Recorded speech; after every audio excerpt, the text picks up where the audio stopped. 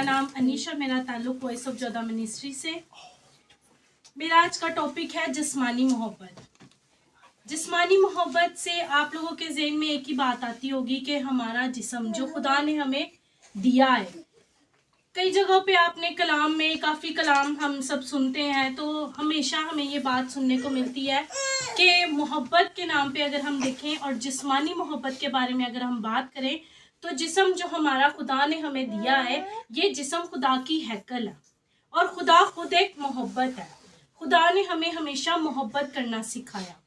खुदा का नाम मोहब्बत है और जिस्मानी मोहब्बत का सबसे बड़ा नमूना खुदा ने हमें खुद दिया।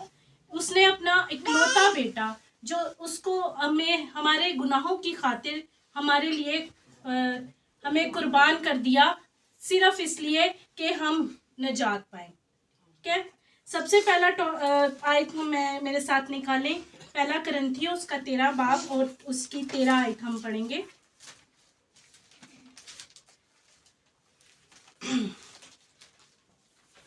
पहला करंथियों उसका 13वां बाब और उसकी 13 आयत से मैं पढ़ूंगी। गर्ज ईमान, उम्मीद, मोहब्बत ये तीनों दायमी है, मगर अफजल इनमें मोहब्बत है।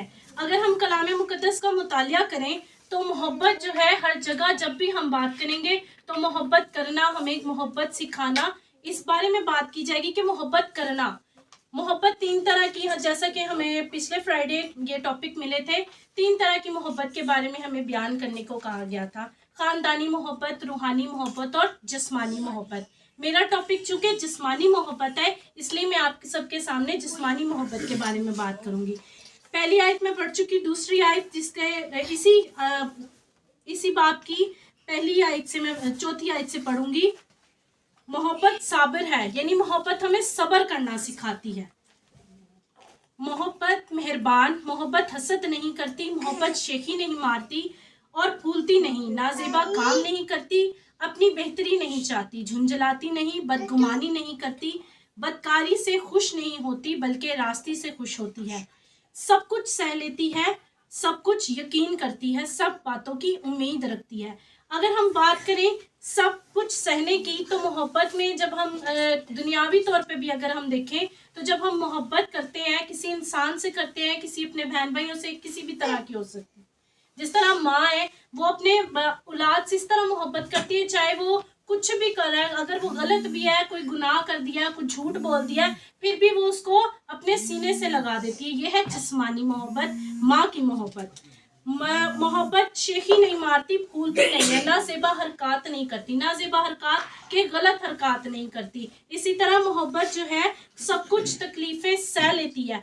अब देखें, तकलीफ में सहना, तकलीफ हम तो सह लेते हैं, लेकिन अगर हम मोहब्बत किसी से करते हैं और उसकी तकलीफ में हम देख सकते हैं, हम अपने प्यारों को, अपने अजीज़ों को तकलीफ में नहीं देख सकते। हमारी जिस्मानी मोहब्बत इस तरह की होनी चाहिए कि अगर कोई हमारा बहन भाई या अजीज़ों कारब जो है वो अगर दुख में है तो हम उसके दुख को शेयर करें, ना कि उस पर हंसे और जैसे कि मैंने पहले बताया शेखी नहीं मारे। अगर किसी के पास, आजकल का आपको पता है कि दुनिया में हालात कैसे जा रहे हैं, हालात अच्छे बुरे हर घर के हैं। अगर किसी बहन भाई के पास हम उनके हालात नहीं अच्छे और अगर हमारे पास हमारे हालात अच्छे हैं, तो बजाय कि हम उसको शो ऑफ करने के उसकी मदद करें और ऐसी मदद करें कि हमारा एक हाथ दे रहा तो दूसरे हाथ को पता भी ना लगे। अब आजकल ऐसे होता है कि अगर हम एक हाथ से दे रहे होते हैं तो हम दुनिया को बताते हैं कि हमने उसको इतने पैसे दिए, हमने ये किया, हमने वो किया। ऐसा नहीं, ना खुदा ने हमें ये सिखाया। खुदा के कलाम में ही हमने ये पढ़ा और सुना है और सीखा है कि जब हम एक दाएं हाथ से दें तो बाएं हाथ को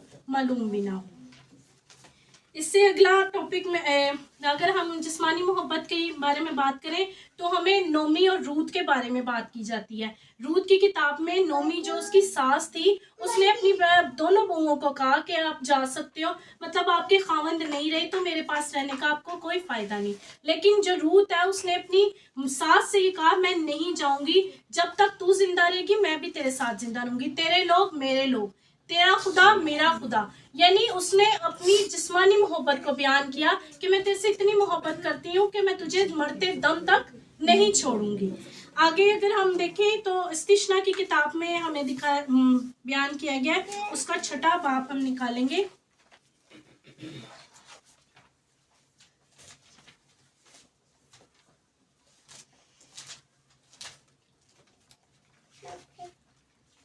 छठे बाब की 4 आयत से अगर मैं पढ़ूं तो खुदा ने इसराइल को ये हुक्म दिया, सुना इसराइल, खुदावन हमारा खुदा एक ही खुदावन है। तू अपने सारे दिल, अपनी सारी जान, अपनी सारी ताकत से खुदावन अपने खुदा से मोहब्बत रख। अब जो ये बातें खुदा ने की इसराइल से, अब पहली बात उसने अपने सारे दिल से, अपनी सारी जान से। जान किसमें बसती है? हमारी जिस्म में। खुदा ने हमें जान बख्शी, खुदा ने हमें दिल बख्शा। तो जब हम अपनी सारी ताकत से, अपने सारे दिल से खुदा से मोहब्बत रखेंगे तो हमें ये सारी चीजें खुदा खुद ब खुद देगा। आगे यूहन्ना के आम खत के 4 बाब के 10वीं आयत में अगर देखें, मोहब्बत उसमें नहीं कि हमने खुदा से मोहब्बत की, बल्कि इसमें है कि उसने हमसे मोहब्बत की और हमारे गुनाहों के कफारे के लिए अपने बेटे को भेजा। और ए अजीजों, जब खुदा ने हमसे ऐसी मोहब्बत रखी तो हम पर भी एक दूसरे से मोहब्बत रखना फर्ज है। जब कलाम हमें इस बात की तरजीह दे रहा है कि हमने एक दूसरे से भी मोहब्बत रखनी, क्यों? क्योंकि खुदा ने हमें ये बात बताई है। खुदा ने हमारे लिए अपना इकलौता बेटा बख्श दिया। इसी बात की अगर हम 16 आयत देखें तो लिखा है, खुदा मोहब्बत है और खुदा मोहब्बत है, और जो मोहब्बत में कायम रहता है वो खुदा में कायम रहता है और खुदा उसमें कायम रहता है। जब हम खुदा में कायम रहते हैं तो हम मोहब्बत करना सीखते हैं। क्या खुदा ने हमें नफरत करना सिखाया? हमें खुदा ने हमेशा मोहब्बत करना सिखाया। इसलिए हम पे भी फर्ज, साफ साफ लिख दिया है कि हम पे भी फर्ज है कि हम भी मोहब्बत करें। यूहन्ना का पहला आम खत उसकी 3री आयत और उसकी 3रा बाब और 18वीं आयत से मैं पढ़ूंगी।